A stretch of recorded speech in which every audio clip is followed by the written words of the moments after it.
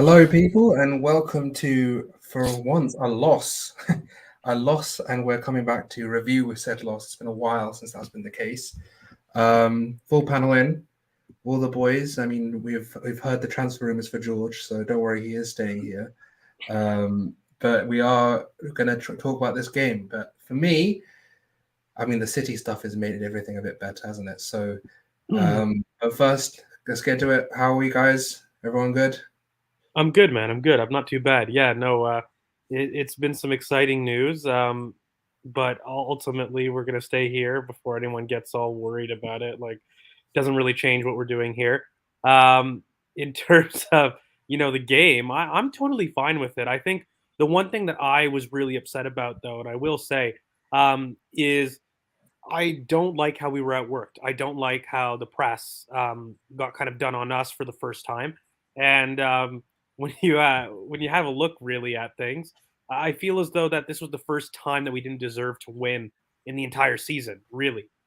So I was more upset with the application, not so much the loss. I think that there's ways that we can talk about to really, um, you know, uh, combat it. And I think we'll talk about kind of how Sean Dyche pulled a little bit of a Arteta on us, actually. I think there's a lot of people that were worried we're going to set up in a low block here, and that wasn't the case. It was one of the best pressing performances I've seen from a team, period. So I think it's really important to have a look at, and he did something that a lot of people tried to do, but haven't done successfully. And I think he had the athletic midfield to do it. But beyond that, I do think that there were some tactical issues from Mikel, but also from us that we didn't do enough of in terms of some of the basics, respecting the tempo, respecting some of the team as well. Like I think, Chris, you were talking off air about that. I agree. I think the biggest thing for me was tempo, was the name of the game. And I don't feel that we did enough switches of the ball. I think when I had to look back at another team that gave us some trouble in Newcastle, correct me if I'm wrong, but there was something like 13 long balls from our center backs in that game. So when I had to look at this game and we didn't really see many long balls, if any, it annoyed me because I feel as though when you've got a press and you struggle to go through somebody and you can't go around them because they had this Christmas tree formation, which we'll get into. It means that you go over them. That's the only area that you can do at that point, and we weren't um, quick with the ball to kind of move their back line enough. And we ended up having a lot of 2v1s on our wingers.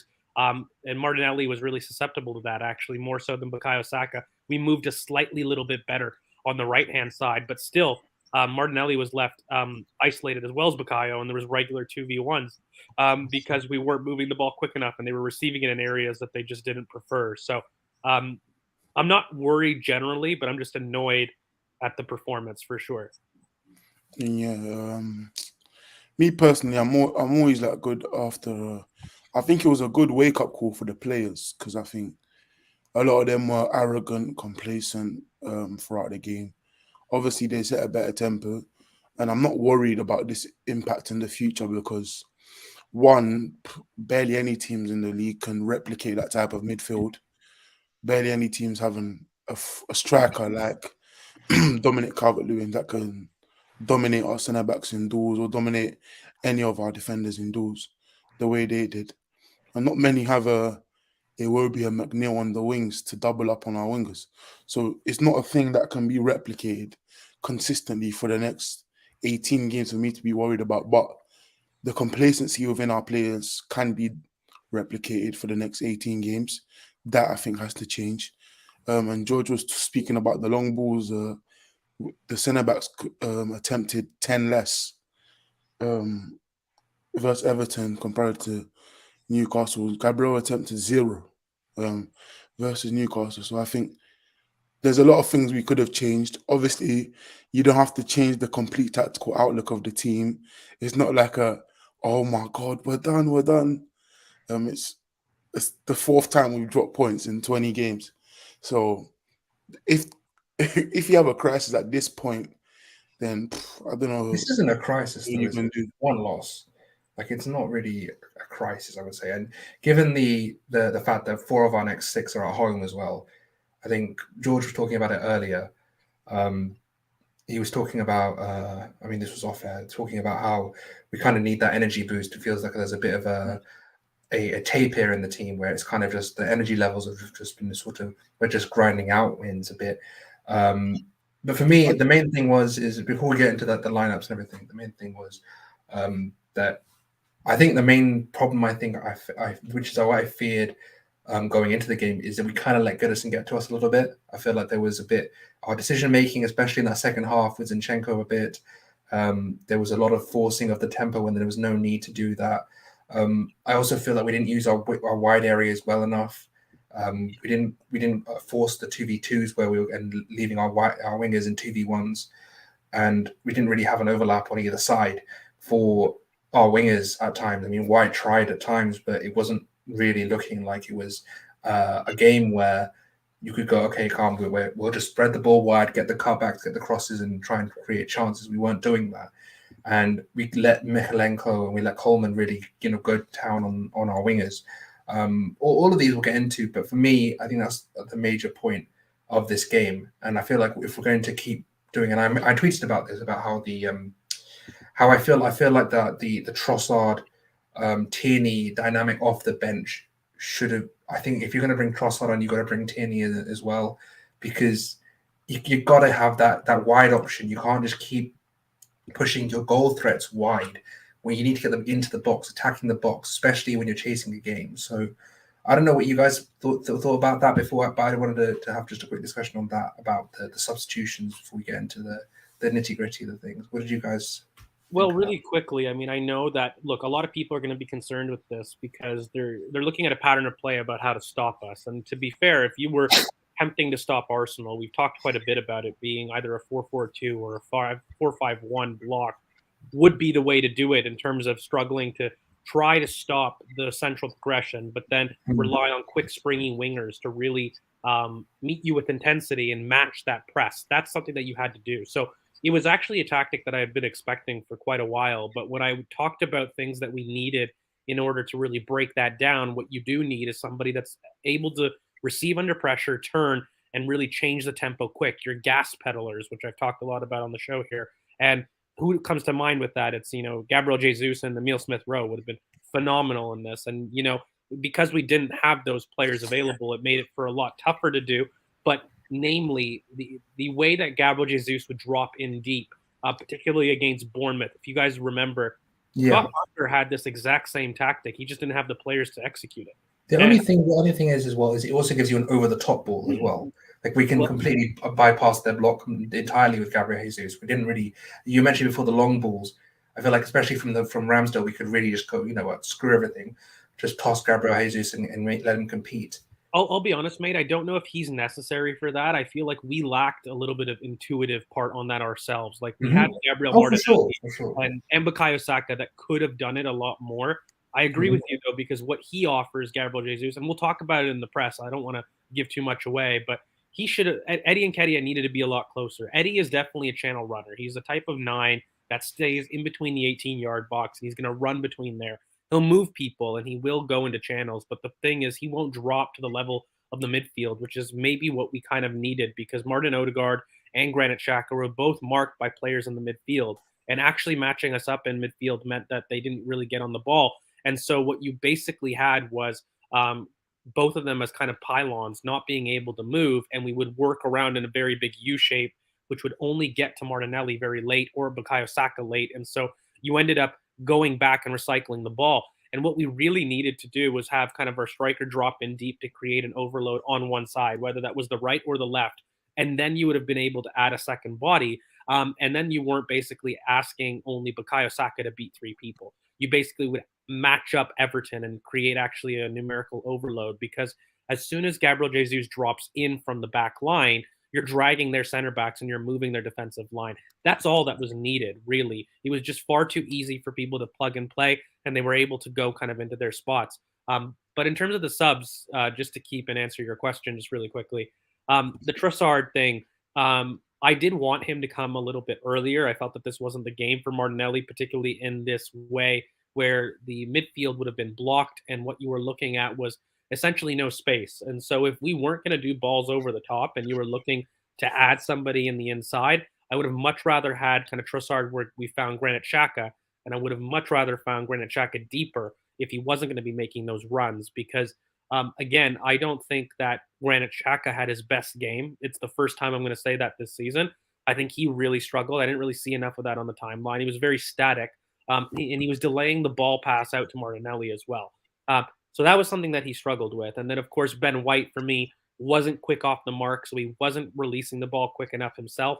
And so from both sides, you had two players that really we relied quite a bit on to do stuff for us that had really struggled, who were uncharacteristic this season. They were normally really good. And then Martin Odegaard, of course, for me, I felt like he did okay in terms of some of the ball possession things. He didn't get rid of it. It wasn't like he was a detriment to the team. But what I do feel as though he struggled with was getting in onto the ball. I mean, I feel as though that he let himself be marked out of the game.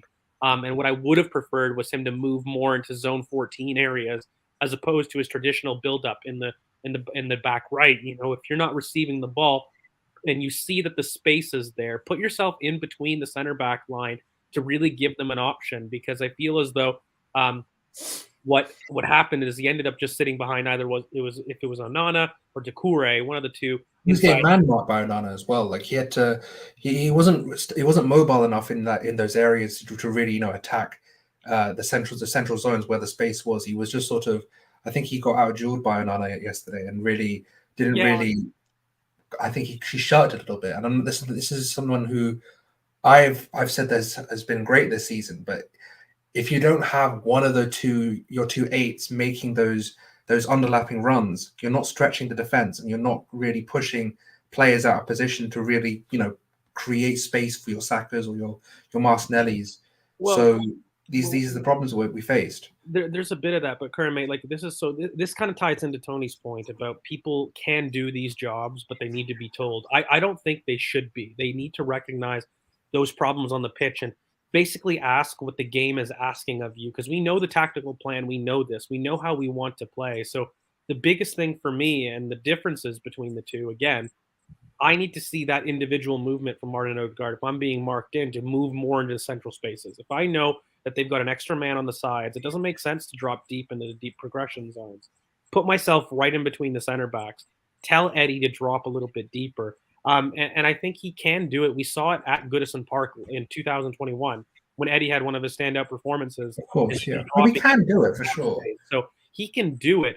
But again, this kind of just spoke to the fluidity that we had seen with a little bit more of a Gabby Jesus, and it just comes from runs and movement. Particularly when you talk about Granit Xhaka's performance, who has not had off-the-ball running dynamics as much in these last couple games. And we've seen it.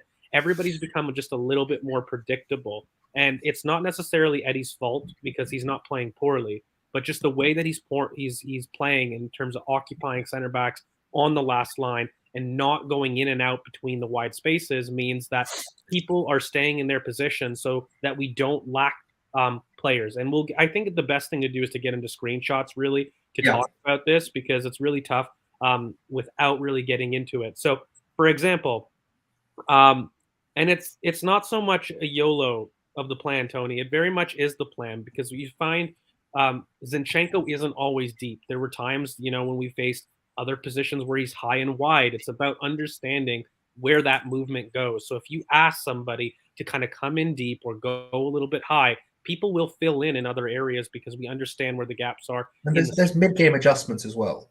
Like, it's not just, Arteta can make these mid-game adjustments if it's necessary, but the players need to be able to be, and these are high quality players. We're leading the league for a reason. They will find the space, and absolutely. But let's get into this. Let's start with the lineups and then move into the press and everything, because there's what did you make of the lineups? I mean, for me, just quickly before you go, the way that I as soon as I saw the lineups, I saw that Everton team, I thought we're in for a fight. That is a tough physical midfield that will win their duels, and putting Onana a bit more higher up the pitch and allowing a Doucouré as well to be a bit more higher and really get into the faces and assist that press, I think was a very good move by Deitch. We saw his ability, especially off the ball, to really protect the V, as if you've watched this coach's voice, really funnel the attacks and really get them into positions where you can't basically concede high XG chances out wide, go win the 2v1s and really push your opponents out of the place they want to be in. So it was a really smart lineup from thing, and I don't think it's a question of being found out. I think that's a bit much. It's just that I think we didn't really do things that have made us so dangerous, as George mentioned, the underlapping runs from either side, either an Erdegaard or a Xhaka. They weren't there yesterday, and it's gonna be tough. We're gonna have to go back home and really figure things out, and that's a key thing. And obviously, we haven't changed all season our lineup. So, I mean, what did you make of it, guys? I mean, I think it's a fairly self-explanatory lineup from Sean Dyche. I think he did very well with what we had available. Well, we expected the lineup barring one player. So he just put in the core instead of Gray, and he kept the same players out wide, but he just added one man into midfield instead of one man into the front line. It really was expected. I think obviously the tactical plan from him was very good, but it's not 100% of why they won the game. I think a lot of what we did helped them to win the game because we still had big chances. Obviously, they had bigger, but we still had big chances on going to big positions to win the game. So I think to say we've been found out after chopping points again for only the fourth time this season is actually, to me, really insane, and probably just coming from the mentality that we were on such a high that people just thought we wouldn't lose. So they didn't expect it. Obviously, you don't always lose to the big teams, and when people lose to the big teams, they're probably a bit more okay with a loss. Yeah, they're okay with a loss just because they see the quality. But usually in title races, they lose to the lower teams. They don't lose to like City lost to Brentford when Brentford were 12th. They lost to Spurs as well, but you don't usually lose to the top half teams anyways. It's always a surprise away from home, especially to a place where you don't do well at all. And we said we needed to start well, but we didn't. Like on the Erdegaard thing, because I didn't speak on it, but in the first minute he got hit by Mikalenko, and he never stood him up 1v1 for the rest of the 90.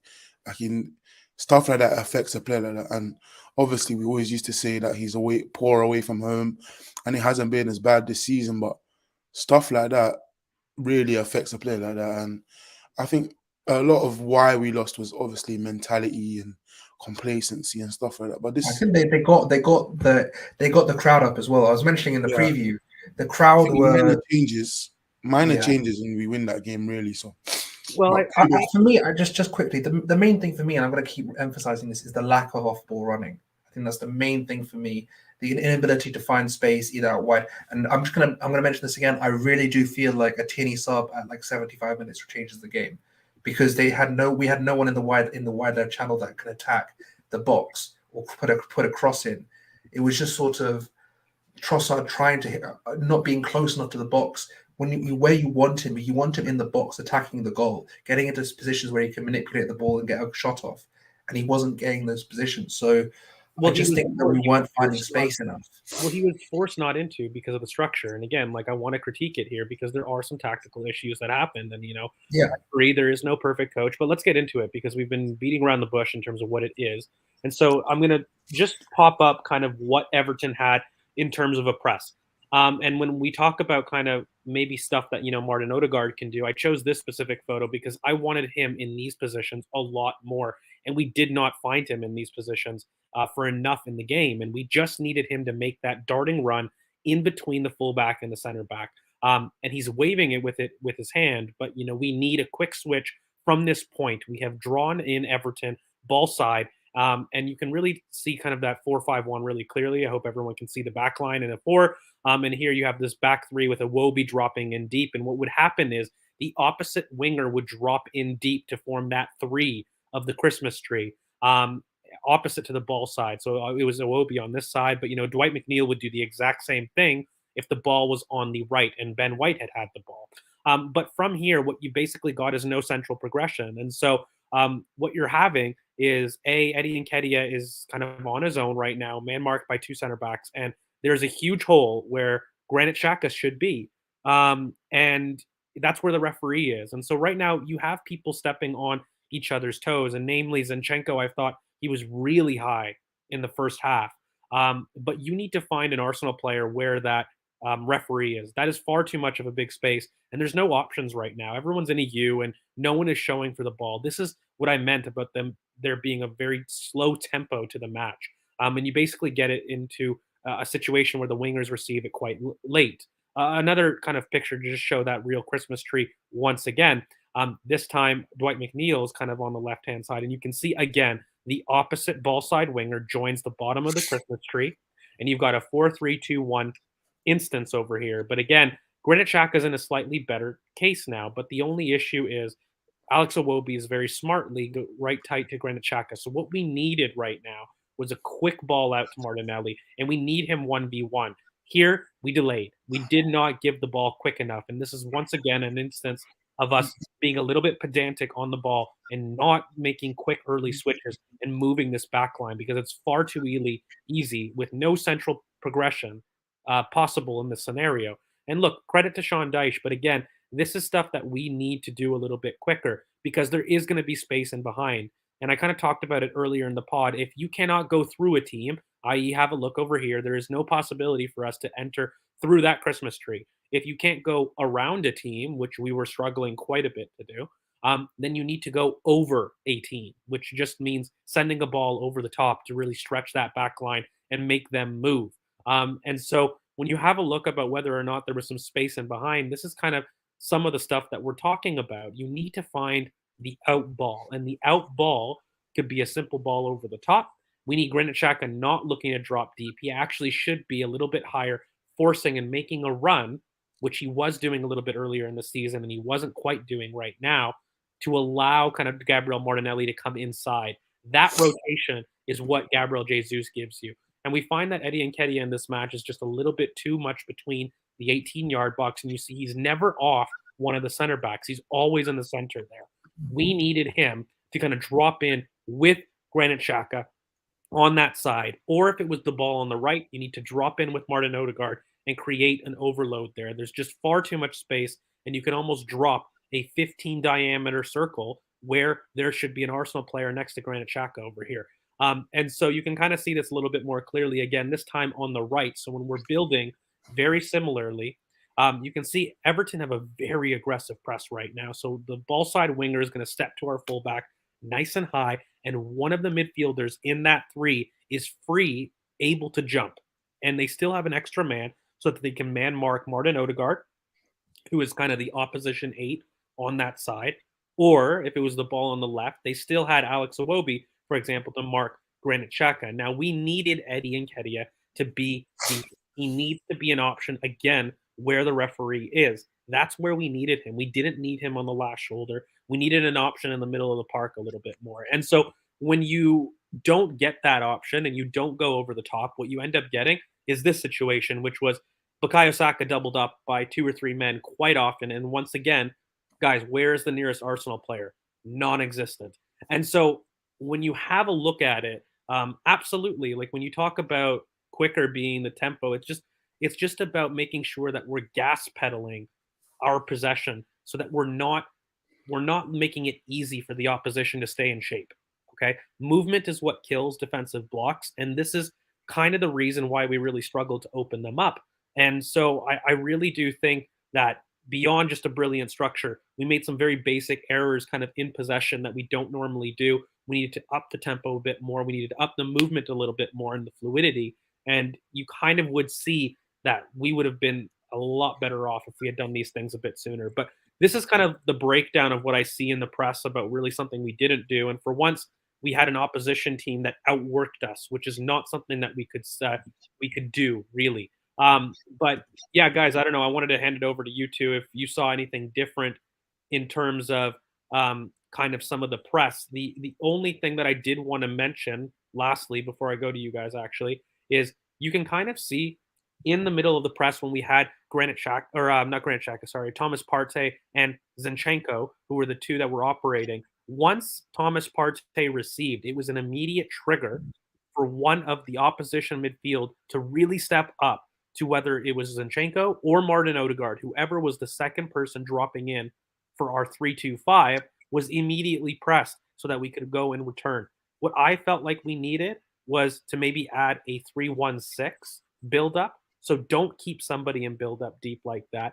Add another person between the lines so that you can add somebody where essentially the referee is, and ask Thomas Partey to play that between the lines because he can make that pass. He can do it. I think adding somebody deep, ironically, because we got worried with the press, it actually stopped us from being able to play through them. And so that was a real big problem that we suffered, which is something that you sacrifice by asking somebody to kind of join the buildup like Zinchenko in this instance. So that's definitely something that we needed to work on. But I feel if we had made that kind of switch where we added somebody in the middle of the park and we took away Zinchenko, I think that you would have ended up having a solution to a central option and adding somebody else out, which would be very difficult and ask kind of one of the center backs from Everton to step up and mark. And that alone disrupts play. That alone creates space kind of in the back. And so, of course, yeah, this would be kind of the Eddie drop in area. If you're not going to add somebody in the back or in the middle of the park in a 3-1-6 and you're going to persist with this, it means your striker must drop in the middle of the park to provide an option. And he just wasn't doing that quick enough. But yeah, I'll hand it over to kind of Chris. Like, what did you think about the press in general from Sean Dyche? I think it was obviously smart, but I think again the mentality. I think if Gabriel passes quicker, hits Martinelli quicker, and White does the same on the right hand side and puts Saka 1v1, because what they were doing was passing the ball slowly, allowing the McNeil and Iwobi to, because the ball will always move faster than the man, but when you pass slowly, you allow them to get closer, to double up, and then I don't think either left back or right back overlapped a lot, so they were stuck 1v1 at the touchline, because even if it was a 1v2 on the edge of the box, a 1v2 is a lot more dangerous than a 1v2 touchline. So there was no overlap. I think the press worked even better than it would have because of complacency. Like, I just think, especially after them going 1-0 up, or even their big chance with Dominic Calvert-Lewin, Decore, and we'll get into that. But after that, the players just thought the goal would come, and it's the same things the fans really thought. I think the press was good. I think Onana did a very good job on White and Erdegaard. Not really marked them out the game, but made it a lot harder for them to get into the game. Obviously, Eddie didn't drop deep enough, and it's not necessarily his game, but even against Tottenham, he dropped deep a lot. He dragged Eric Dyer from the middle of the box all the way near the halfway line a lot of the time. And this game versus Everton, he didn't do that. Why? I don't know, because as we've shown you, the space was clearly there, but he just didn't do it. And then once someone doesn't do that, you have to find a way to work around it. And I don't think there was enough invention. And I just think for us to get the invention, we probably needed a goal to go in or a couple chances in the run, but that wasn't going to come with the way we were playing. Yeah, and like, sorry, really quickly, just to bounce off of that, we needed more chaos. We needed more people that are gas pedal. I'm going to repeat that word because, along with quicker, if you can get anything from this podcast, the gas pedal, guys, this is what you need. And what you need are players that are willing to receive on the half turn in central areas, turn and go and carry the ball. And that is what Jesus gives us. It's not just that he drops deep, by the way. It's not just enough to show an option. You need to have the quality to receive under pressure from tight areas, because you're going to have a very tight press. Once again, I'm going to show areas where we did need to have an Eddie. We did need to have an Emile Smith-Rowe, a Gabriel Jesus, wherever you want. Guys, what's beautiful is this referee is showing us, I think it was Ron earlier in the comments, in terms of saying the referee is showing us where Eddie needs to be. It's completely true, but this is kind of what we needed to ask. Right now, Eddie is not threatening their back line. And when you have a look at it, if Eddie was to drop where the referee is, he's asking the question of whether the midfielders or the center back to step up with him. And guess who is right beside the center or the referee? Granit Xhaka. That is when Granit Xhaka should be making a darting run in the space that Eddie leaves by dropping in deep. This is the thing that causes confusion in a center back line. And what does that leave ultimately is Gabriel Martinelli on the far side, wide and open. this is a very simple maneuver that we could have used to break down this kind of block in central areas a lot quicker. And so I don't know necessarily if it was a game for Fabio Vieira. I think he's somebody that absolutely gives you more in the final third. I don't know if he solves this. This really needs to be solved by movement fundamentally. And that comes from your players like Trossard can do it, Emil Smith Rowe can do it, Gabriel Jesus can do it. These are people that in tight spaces can receive, turn, bang, and go. And that is really what we needed kind of in this match. And when you have a look at it, with their press being so aggressive, we were receiving areas that were okay. There is no stress at this point. But if you don't have a player where, A, the referee is once again, and you don't have a player near Granit Xhaka, you don't have these triangles to get out of the pitch. So once again, when you have a look at this picture, what is the issue? Without somebody where the referee is, Zinchenko, uh, Granit Xhaka, and Thomas Partey don't have a triangle to work off of. And so what you're left with is a lot of recycling. What you're left with is a lot of U-shaped passing. And that's just not going to be good for being able to get up the pitch. So that is definitely something that we missed. And also, we just missed somebody in midfield able to do that. I think that, again, an Emil Smith Rowe in the place of on the left of Granit Xhaka or on the right with Martin Odegaard, somebody that's a lot more dynamic between the lines that can receive, turn, and compete physically with somebody is absolutely something that we missed in this game. It was really vital. So I hope he gets fit soon because he would have been perfect for not just this, for Newcastle and any low block that you face. Because again, I really want to push back though. Burnley didn't really do a low block. This was a high press. This was a high press. Not bad. Or sorry, Everton. I can't. I still have a disassociation with him. But this was a high press. And so for us to be able to combat that, we need to have players that are comfortable receiving in tight spaces and getting hit. So all these players that I mentioned, Jesus, Trossard, Saka, ESR, they're all gas pedal players that can change the tempo of a match, but can also ride contact in tight spaces. So that's definitely something that we needed to have a look at. I mean, the last thing before we do move into the highlights, the only thing I don't think you guys have said is we talk a lot on the channel about keeping the distances small. Keep the distances small. Give players options. Don't basically go into situations where you're trying to play the hero pass because you need that security and build up. Getting the numerical overloads and really making sure that you can get options to pass. This is a case where sometimes you need to give players distance. You need to back into spaces that give you passing lanes and options to progress up the pitch. George talked about the ref and being in positions where the ref should be. We weren't giving players options between the lines in any third. Zinchenko was often too deep in central, or he was kind of advanced to the point where he was in Thomas Partey situations where he's basically being that central controller, trying to switch the ball from side to side.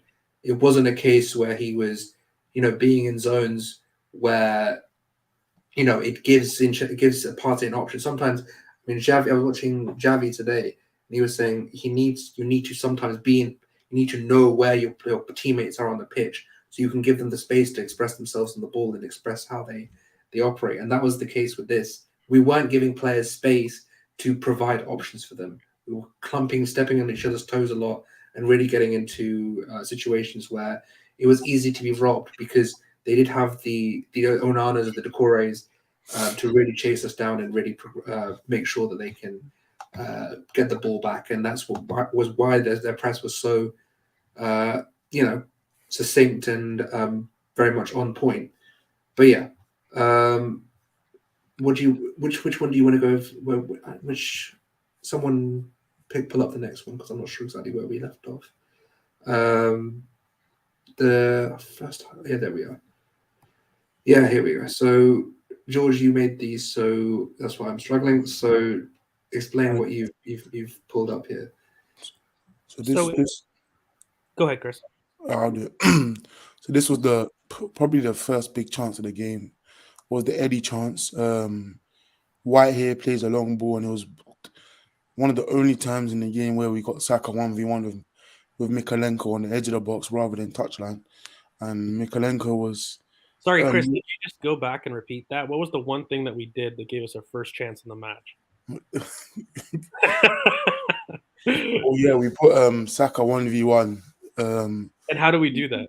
on the edge of the box. White played a quick ball over the top, used the space in behind, and put Saka 1v1 on the edge of the box rather than the touchline. And there was too much space between McNeil and Mikalenko for him to come back, and there was too much space between Mikalenko and the centre back for him to, or Cody, for him to help. Anyways, he does make the pass, and then Saka does make the pass to Eddie Nketiah, who does take a great touch into the space between Mikalenko and Cody, but he puts, because even from here, it's not really clear where he is to go. Probably people would try him to turn around and pass, but he takes the touch into the space, and I don't necessarily blame him for, but it was just an awful shot. I think he should go either roof of the net or low and hard. I think he's trying roof of the net. He does miss it. I think he's definitely trying for that. But I think he should go low and hard across goal, just because it could parry into the other 4 guys into the box, or 3 on that side. But yeah, this was one of the good chances created in the game, and it was created through urgency and quick movements. But again, we didn't replicate this enough to create chances, because we proved just through this one alone that we could create big chances that could result in a big chance. Obviously, before this, we had the party long shot, but that was really a shot of nothing. But what did you guys make of the Eddie chance, how he finished it and how it started? I think it's a poor finish ultimately, but I think he does everything right in this one instance of play. And again, I made you repeat so everybody in the comments knows, but the first chance that we get is from a very simple long ball. It's taking the intuition. If you can't go through, you can't go around, go over the top. And so when you have a look at it, I think that it was probably the best part of the match. I was yelling at us to do it a lot quicker. We should have done it replicating on Gabby's side, but we should have done it in general. And whether it was White or not, when Gabriel has the ball out deep, he has a great long ball. Do it. You did it 10 times against Newcastle, and you did it 0 times in this match. Like, that is a huge problem. And of course, not to put like a little bit of pressure, but Mikel had mentioned how the Kiwi, I'm not even going to attempt to say his name again, is going to revolutionize how we play. And one of his major strengths is being able to, on a dime, drop in these huge, long 40-yard diagonals to his opposition winger. And this is what we need. In these moments when you've got a low block, you need your center backs, your full backs, if they're in that position, to look up quickly and send us on our way. And of course, look, Saka does brilliantly here with Mikalenko, by the way, who couldn't live with him when it was 1v1. And I don't think it was necessarily from being jaded, perhaps. It was a lot more to us doing a slow in possession and not giving the ball quick enough. Because I think when he did get the ball, he was quick. But, you do need to get them without having a block stable. Because this is the first time that Mikalenko was 1v1. And then after, at that point in time, I thought, by the way, Saka makes a brilliant ball out to Eddie Nketiah. I don't think it's as easy as what people are saying, because he's battling Mikalenko there. You almost can't see him. Pulled. Yeah, he's being pulled. Like, you can't really see Mikalenko in this photo, but he's there. And Eddie does make a really good touch, when he does receive here in this position. The only thing that I did need to see a little bit more of, I'll be honest, is I would probably say have somebody deeper at the top of the box quicker. I think somebody mentioned in terms of runner into the box, when Eddie is kind of in this position, he's not going to have a pullback. You really ideally have people crashing the box. Martinelli is making that run, by the way. But once again, the opposition Everton fullback probably is already ahead of Martinelli, and so he gets there. I think the right decision was to shoot. I'll be honest. It was just a poor execution. That's all you got to say from this point in time. But yeah, frustrating, because I feel it was one of the better chances of the match that we should have done a lot earlier and quicker.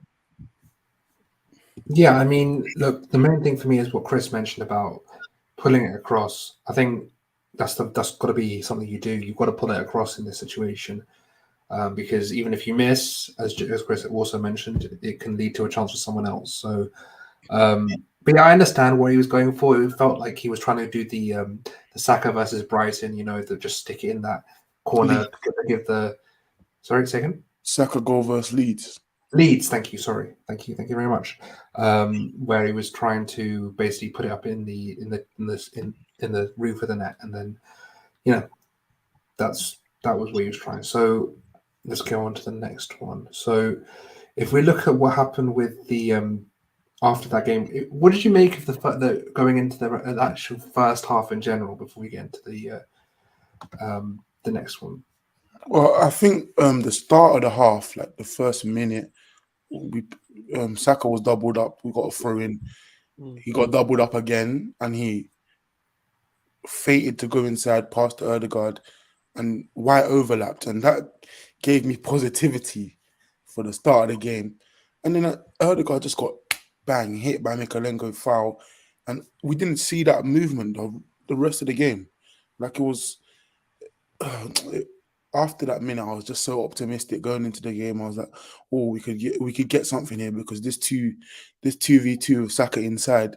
If we keep getting Saka inside instead of White inside, we could do a lot here." And after that, they just kept building pressure. Erdegaard didn't step to face Mikalenko 1v1 once the rest of the game, and it was poor. But overall, in the first half, I think they kind of dominated. They had the bigger chances. Obviously, the XG was kind of 0.7 of it was one chance. So it was kind of misconstrued, but they definitely had the bigger chances with the header as well. They definitely had the bigger chances and probably deserved to score. I think one question I wanted to ask you guys is if they scored their big chances, what do you think that does for the narrative? Say it was they get a 3-0, which potentially they deserved. What do you think that does for the narrative? Well, I mean, definitely deserve is a very, very high Not word. deserved. I think that the chances they got The deserved the XG, goal. they created Not even the the XG. I corner think the because chances they got deserved them. Them two misses by the DCL cutback and the corner, I think, and the DCL header and the Corey header probably deserve goals. All So right, so say it's a 3-0, right? And we get completely smashed. What do you think that does for the team and the narrative? Narrative, I think honestly, the narrative changed the minute that City lost. The minute City lost, no one gave a shit about this game. Everyone, legit. Like I don't think I've seen anyone get worried about Everyone's just going on the hype train about City and the Tottenham loss and Pep's mad and the FFP, all this stuff. So really, I don't think it matters because the narrative is all on City right now. No one's really talking about us. What it does in the dressing room, I think Mikel really gets into the mood harder. I think he's really would if we lost 3 or 4-0 there.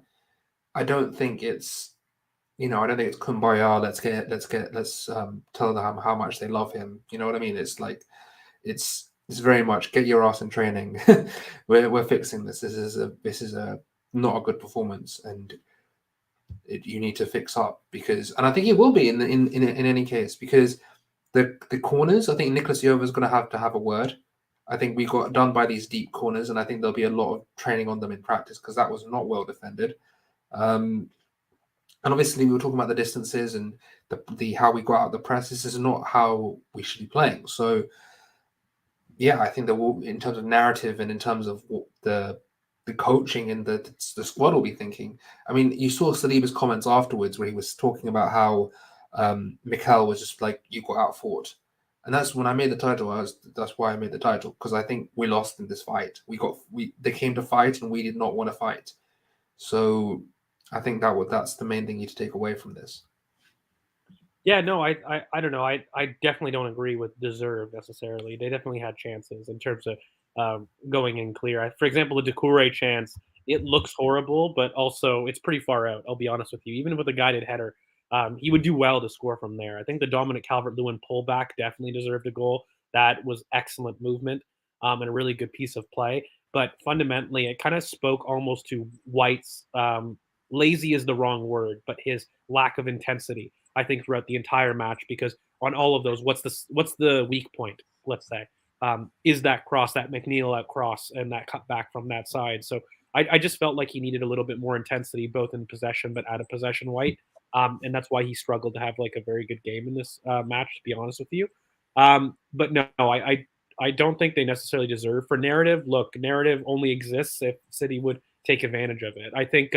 Look, a lot of fans, though, I'm going to call out some people, are already bricking it from a 1-0. So, yeah, at a 3-0, there would absolutely be a huge thing in the fan base in terms of we're already getting comments that we've been found out after like this kind of instance. So I think I'm usually the worried one here, and I just posted we just got out fourth and we need to move on to the next one. So, like, I'm usually the worrier out of the three of us, and I wasn't worried at all. Like, it was just clearly we weren't at the races, and they deserved that win. They earned that win. They outfought us. So I think the loss just proved a lot of the fans don't have the bottle for this type of position. don't you know?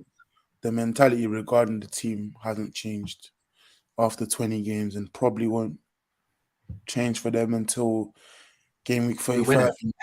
Game week 35. I'm like, well, that's 6 points clear.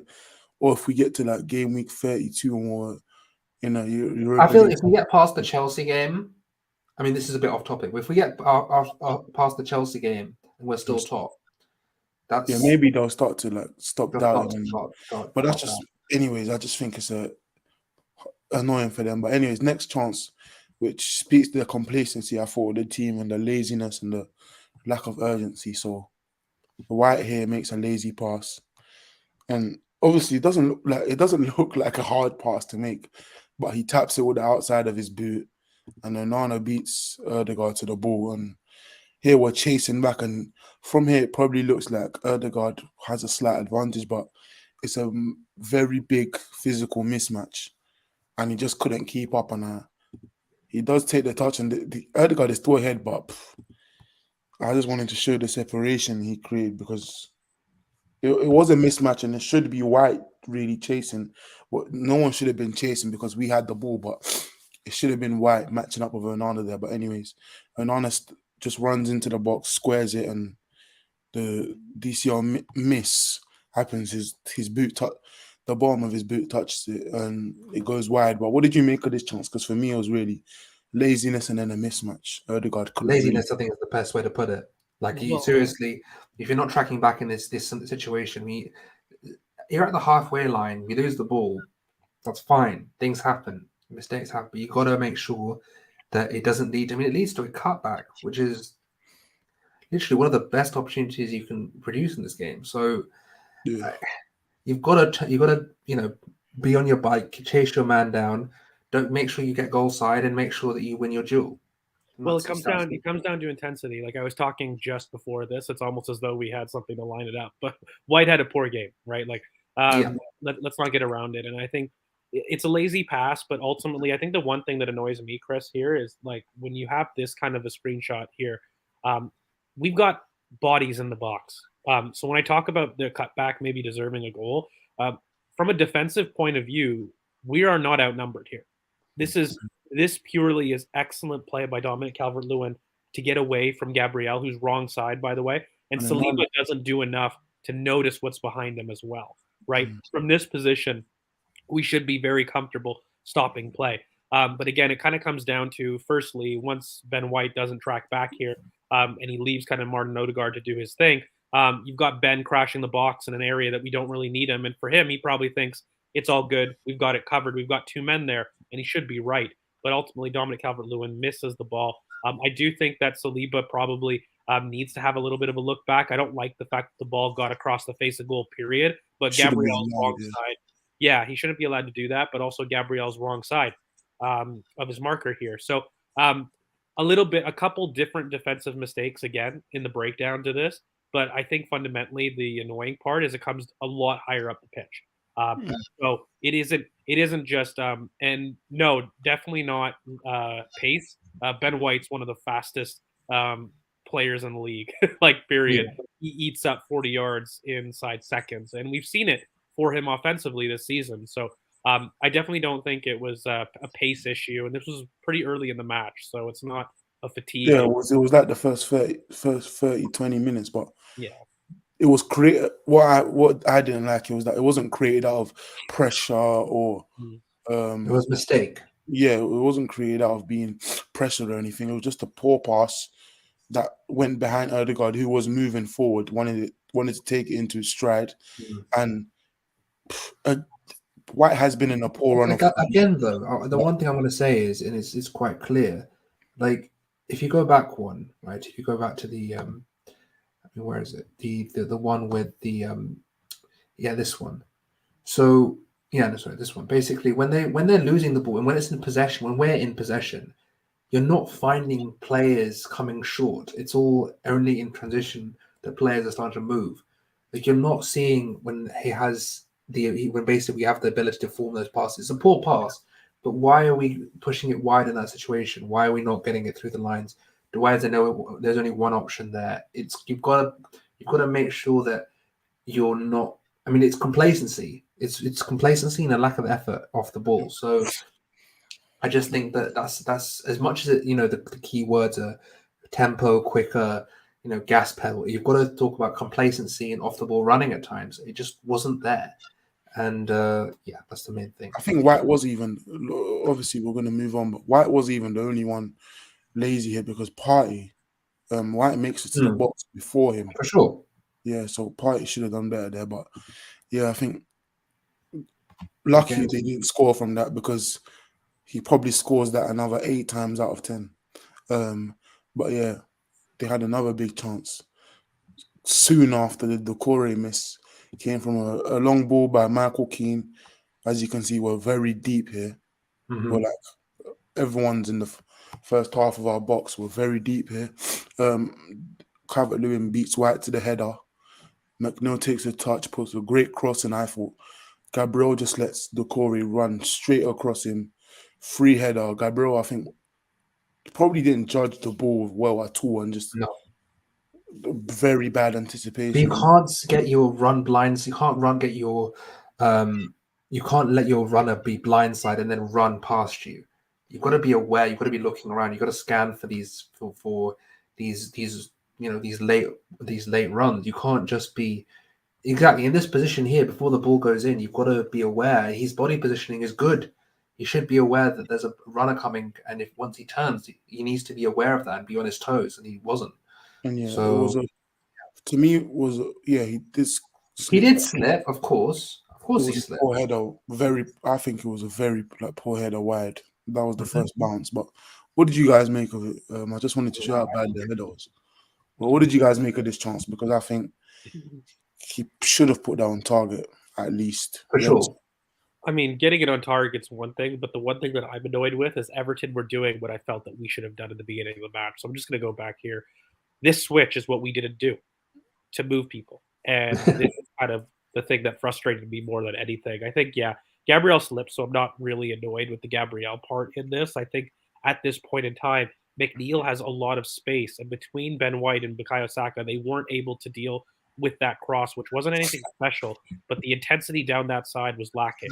And those are the two that I would rather get annoyed with ultimately. And is the fact that we didn't do enough long switches like Michael Keane has just done. But over here, Ben White and Bukayo Saka had struggled to really lock down that area quite a bit because, again, that Dominic Calvert-Lewin chance really comes from the right-hand side laziness happening. And I think here we didn't get somebody to close down that cross. That's really what we need. Look, Ben, if you've got somebody behind you, which you probably do, tell Bukayo to get there. He needs to be a lot more intense in terms of blocking in that cross. But that's basically it from me. The Doucouré, it's a bad miss. Maybe you should get it on target, but it's quite far out too in the end. So you would do well. I don't think the purchase on the cross was enough to just use the pace of it to get it on target. So we would have needed to add a little bit more strength to do it. But yeah, fundamentally, kind of annoyed that we saw a piece of play from Everton that I was screaming for us to do a little bit more.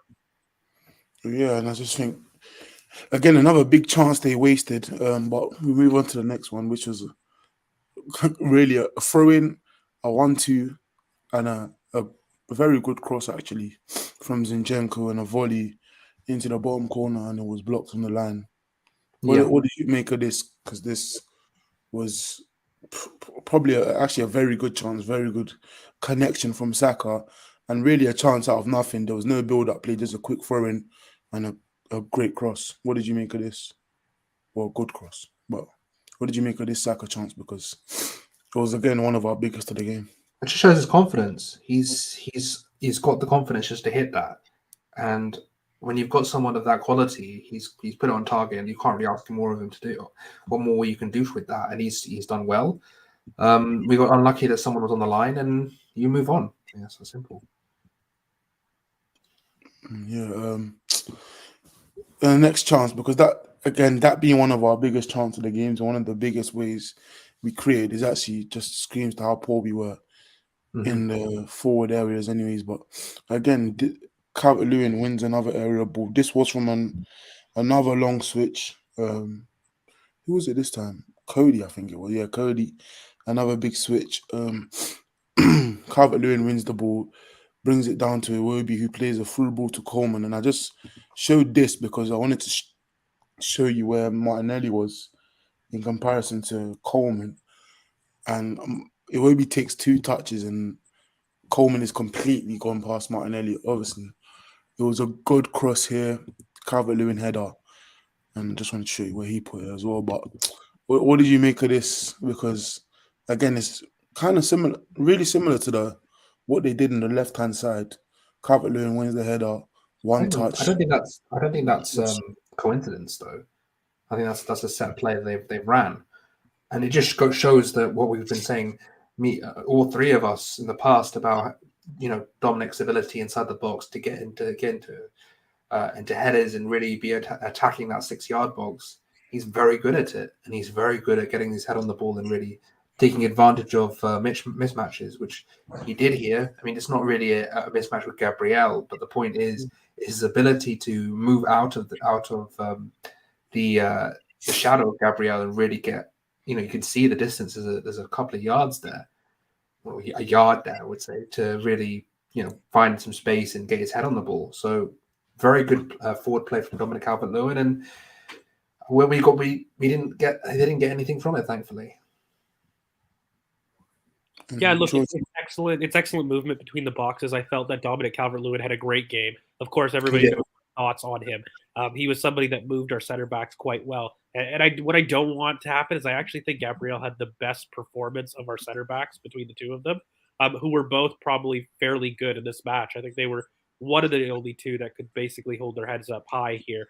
I had a lot of critique for other players, but Saka was very good as well. But I think Dominic Calvert-Lewin, what he does brilliantly here is his ability to ghost, not really just ghost in the box, but he creates himself to be a problem, and he forces us to look back. And, I think that this is something that when you're competing with basically the best aerial striker in the league, you're going to have to worry. You're going to succumb to chances like this. So it's not the fact that we had them. I think I'm just more annoyed with the fact that we didn't have enough intensity in wide spaces to stop these crosses from coming in. And I think we were just a little bit too lax in what we were doing. And hence the word tempo, tempo, tempo, tempo. Oh, yeah. Again, another headed chance wasted from them. But this was what we spoke about with Martinelli getting in space. Here, this is second half. Yeah, second half. Martinelli's driving here. He does well to commit them in transition. He does play the pass to Nketiah, who, when he does receive, still has a lot of work to do, and he does well to get past Idrissa Gueye. And with this one touch here, he got past Keane as well. Nice pass into them, and Ødegaard puts it way over the bar. What did you make of this? Because this was probably our second big. This was better than the Saka volley. Like, this is central, easy pass. It's a chance we make all the time. It's the one of our same bread and chance butter he got chances versus United, and he put it wide versus United, and this time he put it over the bar without a deflection. And the defender isn't even in a good place to block the shot across goal. So what did you make of this chance? Because for me, it was great invention from Martinelli and Eddie, who both went on some long runs on the left-hand side, and then to find Ødegaard for the easiest part of the chance, and he puts it over the bar. So what did you guys make of this? Look, frustrating. I'm not going to lie. It was very frustrating. I think when you have a ball over the top, this is what we were looking for all game. And I do think that things change. Martin struggles with this. This is not something that, I think he does very consistently well. He struggles putting his head over the ball in situations when he picks up from a cutback. But you can't really hammer it because, he's been very good all season. But, it's poor. It's poor from him. Let's call a spade a spade. Like, he really should be getting this on target. Or at least if you fluff it, at least fluff your lines in the box or something. This is just poor. But I really want to highlight Eddie. I thought this was brilliant center forward play. I don't think he got enough chances to do this enough times. Okay. And this is what we were talking about with the fluidity. I actually thought, I don't know about you guys, but we started the second half very well. It was very clear that Mikel had gotten in the players, and Martinelli had a particularly bright first 15 minutes in the second half. And I must say, I was annoyed when he got called off because I thought he was bright in that second half. And that combination with Eddie is just one of the first things that you're going to say excellent work on. But Eddie to split the defenders there, it's perfect. It's exactly what he needed to do. He does everything right, and he really deserved an assist for that piece of play. But after that, I felt that we let the match kind of go Everton's way in terms of a narrative perspective, because after that chance, we did really struggle. Drop our heads as well. Yeah, we did. We dropped our heads. And look, of course, when you talk about running into the box, this is something that an Emile Smith-Rowe would give you. Somebody in that situation, I trust a lot more to finish that chance in general. But fundamentally, what you can't get too upset about it, because I feel as though that it's something that we do well. You can maybe get upset that we didn't do this specific scenario enough. But on the individual, we just know. We all know that Martin should do better, but you don't have to kill him. Like that's we did start the second half very well, and it's something we've done in all 20 games this season. That's our period where we scored the most goals, from 51 to 60. So I did expect us to start like this, and we usually get a shot on target or goal. We've got one in 18 out of 20 games, I think, from 50 to 60th minute, and we've got a goal or shot on target. And then, but it's not the first time he's missed that type of shot this season, let alone against Everton. He did it last season instead of game. Instead of death by 1,000 passes, I think everyone's calling for death by 1,000 shots. And yeah, he needs to work on his cutback shooting, because we used to create that for Pepe a lot, and he obviously scored those chances a lot. Ødegaard has to score that. You have to at least not even put on target, because Pickford's positioning isn't even good. So for me, you have to score that. You have to put that in the bottom right corner. If he takes that shot 10 times, he probably scores it 7. 4. Oh, come on. 7. So how many times? 7. Be cool. I'm going to ask the comments as well. I'm going to go back to him. I'm going to show the screenshot. If Martin Ødegaard takes this shot 10 times, because I can bring up 10 examples of him doing it this season, but if he takes this shot 10 times, how many times does he score? Because for me, I think 4 or 5. I'll give him 5. Benefit of that, because people think he's player of the year, which I don't. But how many times do you think he's not player of the year? No, he struggles. I don't think. Look, out of 10, that's a little bit of banter. But I mean, give a number. No, give a number. For me, I don't think he's 50% accurate. Honestly, it's less. It's less. See, 3. But fundamentally, look, it's for the record, I said 7. People, don't come for me. No, but I mean, like, factually, how many times have you seen him miss the chance and get it in the game? He's normally 1 for 3 on these chances, anyways. Like, we need to generate 3 of these cutbacks for him to score 1. By the way, when we say out of 10, are we saying this in game situations? Yeah. Where it counts. Like, 5 then. I'll give him 5. You think he's 50-50? It's a flip of a coin if he scores. Yeah. You know what's amazing? When you ask a question, the voice goes, yeah. They don't believe it. That speaks it up. But look, no, guys, ultimately, like, it's not his fault that he didn't. Look, fundamentally, what we didn't do was get this cut back enough. That's what I'm going to hammer home as a point. Not the fact that he missed, but the fact that we didn't. Also, let's be honest. We aren't crashing the box. I mean, pull up the last one where he shoots, Chris. The last one where he shoots. Like, how many people we have? I mean, sure, we've got 4 people in the box, but look at Xhaka. Xhaka could be crashing as well. We need to get. Why we've been so good this season is we've had 4 or 5 in the box every shot. We need to get more players crashing, more players getting into the box, and really, putting. If you get these cutbacks, you need to have more players to be able to get to, cut and to take advantage of it. So George is right in the sense that there's too much riding on him scoring this one. You should have a lot more chances. Oh, for sure. Score. It will be 50-50 for Messi. 5 up. If Pepe is putting, I think Pepe will score like 7, 8 out of 10 of that shot. He loves that shot. Anyways, We'll move on to the goal, and it really is just two screenshots: a corner and a header. They get the mismatch. They get the mismatch. Are we not showing Odegaard, wimping out on the? You can see him. They get the mismatch. Tarkovsky versus Erdegaard. Is it Erdegaard's fault? Not. No. But he doesn't do well at all. He doesn't track the runner. He gets completely pushed aside. And I think we have so many men wasted at the front post that you probably could put someone on the post. But Not yeah, even what on did you the make post. of this? We're too zonal. Why are we so zonal? What did you guys make of this? Like when you see the setup of the corner, there's no need to put so many people front post. That's the main thing for me. You can see what they're doing in game. In game, like someone was asking earlier about how you can't just have players deviate from the game plan. This is a perfect example. Look, there are 3 players doing nothing, literally nothing in this first corner. I think fundamentally for me, the frustration is why is Martin Odegaard on Tarkovsky? Yeah. From an assignment standpoint, look, when we talked about set pieces, again, look, you have to have nuance, and I'm going to repeat, we've been the best set piece team in the league. Okay, I'm going to caveat this defensively, but we have struggled in the last couple games defensively, just on this, and this is a poor assignment. I'm not too upset with who's marking where. I'm upset with who's marking who. And Martin Odegaard should not be against the best aerial.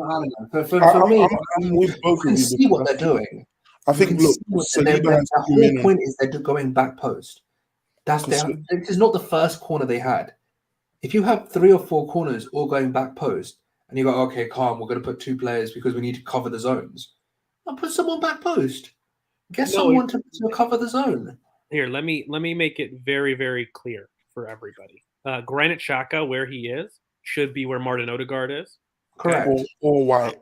And Ben White should step in, okay? And we should have Martin Odegaard where just move everybody downstream one, okay?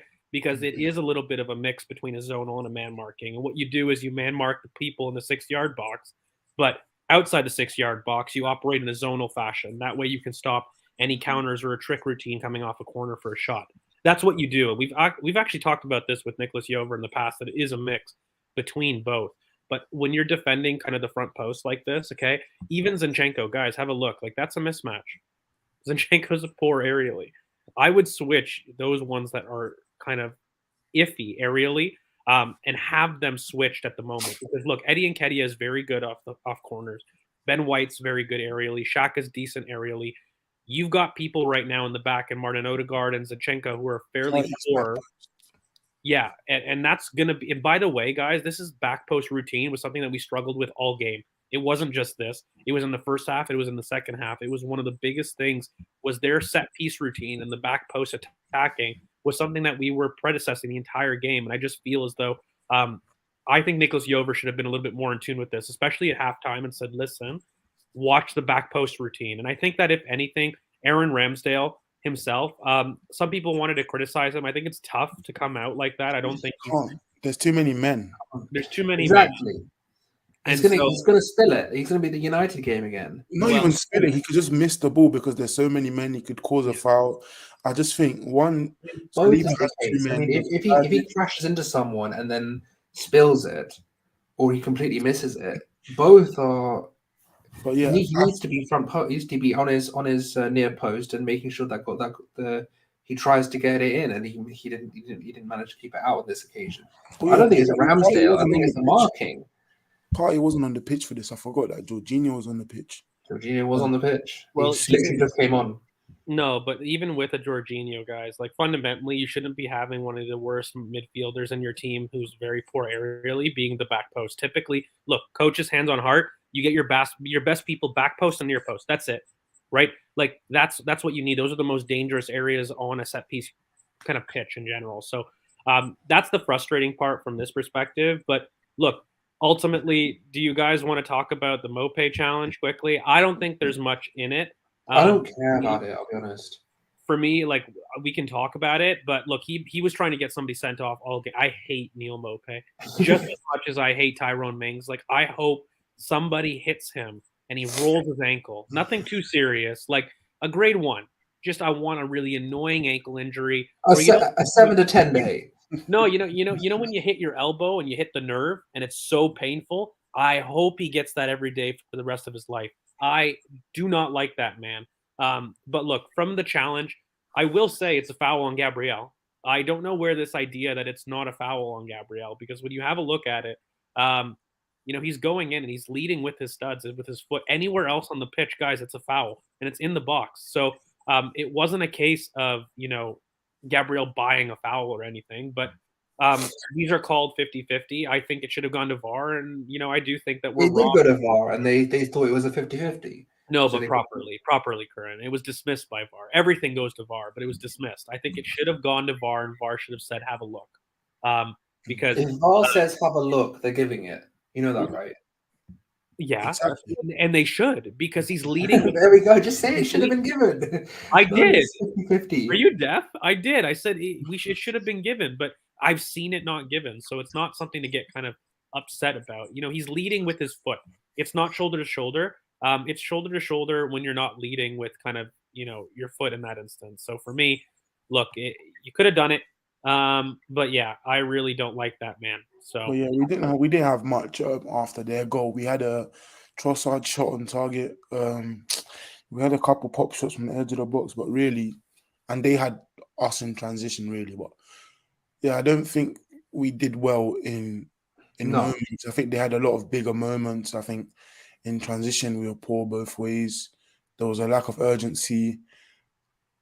Potentially, like these are minor changes that could be fixed. And again, all the people saying that we got caught out and found out. It's what someone mentioned that like we struggled in games like this, and he picked out 3 games. But if we struggled in 3 out of 20, so what are we going to struggle in 2 out of 18?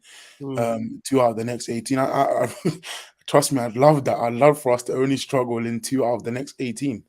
And if that happens, then so be it, really, because there's no perfect team. Even the Invincibles, even the City team that won 100, even the treble winning teams, all these teams struggled in little games, and we're not of that level, obviously. But there's going to be games where you struggle. No one's going to go all 38 games and win all of them and dominate all of them. There's going to be games where you deserve to lose, and this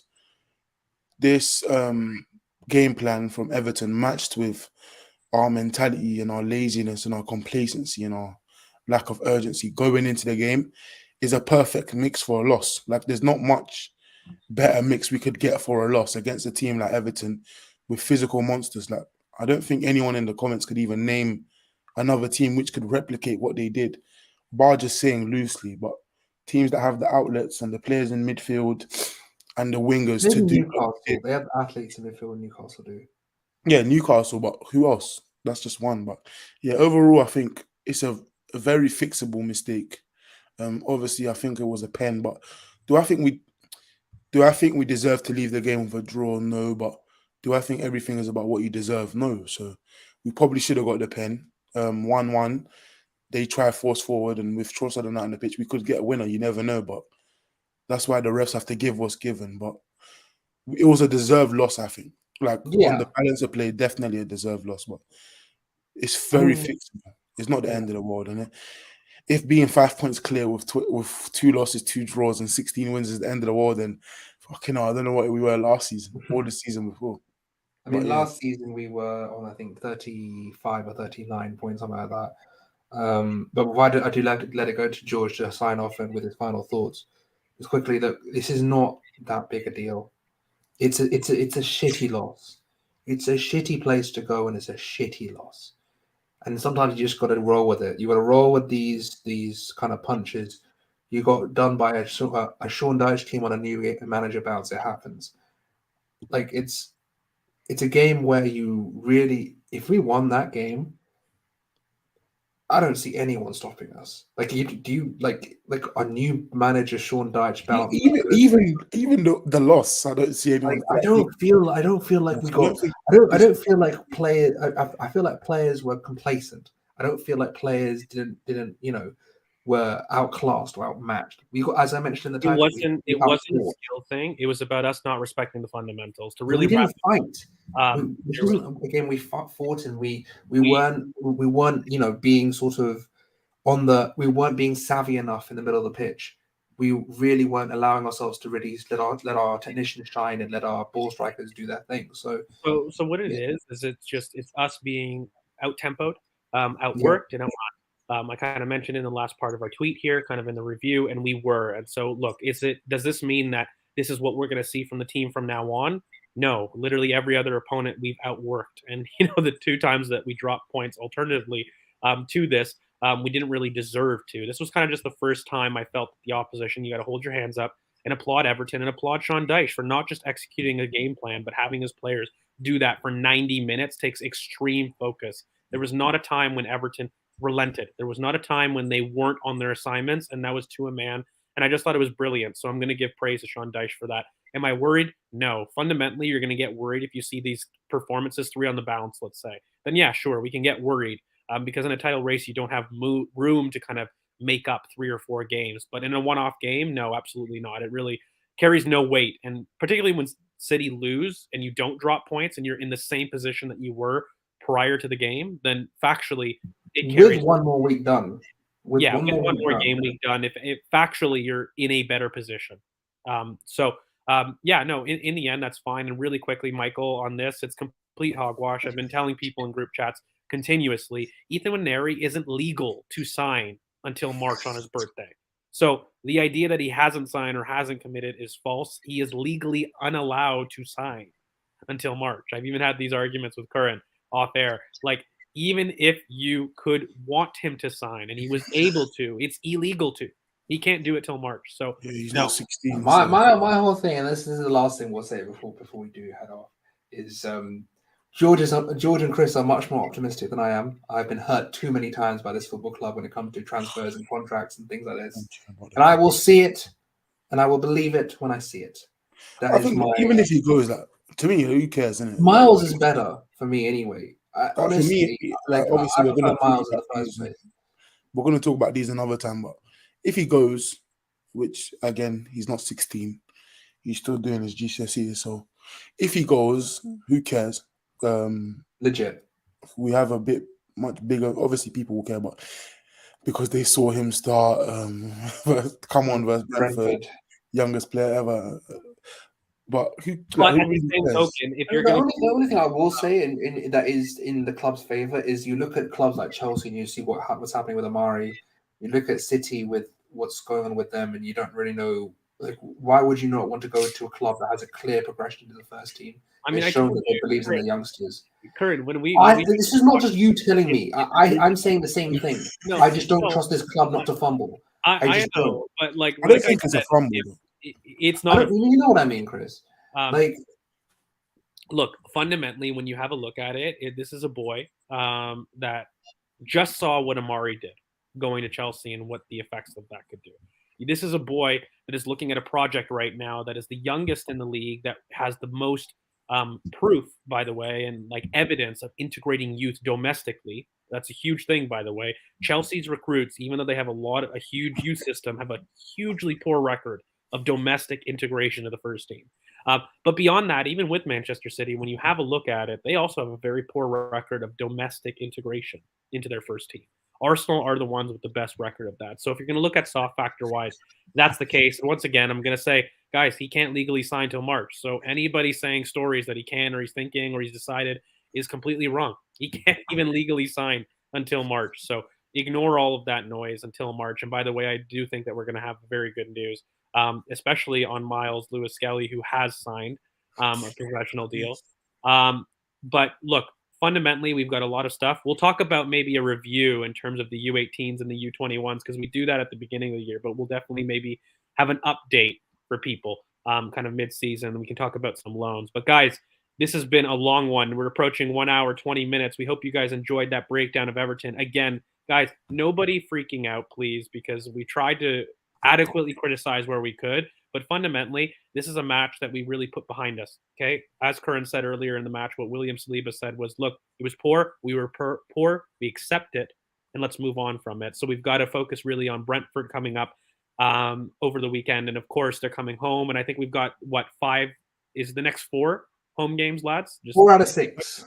4 out of 6 of the next games are going to be at home. I think it's Villa and someone else away. I can't remember. Leicester, I believe. Leicester. Thank you. Yes, Leicester. Villa and Leicester are the 2 away performances left of the next 6. So I think this is a great time for us to kind of go home, just have a nice relaxing thought of us going to get ahead of Manchester City and create another lead. I feel it in my bones that that's going to happen. But guys, thank you so much for sticking with us. We appreciate everything. Make sure you guys like, comment, subscribe. You hit the bell for notifications.